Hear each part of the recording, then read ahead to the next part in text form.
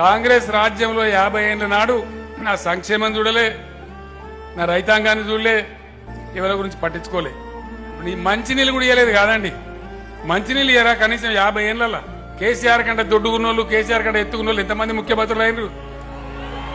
మంచినీళ్ళు ఇయ్యే శాతకాలే. కాబట్టి దయచేసి చాలా జాగ్రత్త. ఉన్నది బొడగొట్టుకుంటే మంది మాటలు పట్టుకుని మారుమానం పోతే మళ్ళా చివరికి ఇల్లు కాలిపోయినట్టు అయితే. అందువల్ల చాలా జాగ్రత్త. ఏం పొరపాటు జరిగినా పెద్ద దెబ్బతింటాం. అప్పుడు కేసీఆర్ కూడా ఏం చేయలేడు. మళ్ళీ మన బతుకు బజారే అవుతుంది. మళ్ళీ స్ట్రీట్ ఫైట్ చేయాలి, మళ్ళీ ధర్నాలు చేయాలి, పంచాయతీలు చేయాలి. చాలా జాగ్రత్తగా ఆలోచించమని కోరుతా ఉన్నా. కాంగ్రెస్ గెలిస్తే వైకుంఠపాలి ఆటలో పెద్ద మింగినట్టు అవుతుంది. మళ్ళా పరిస్థితి మళ్ళా మొదటికే అవుతుంది.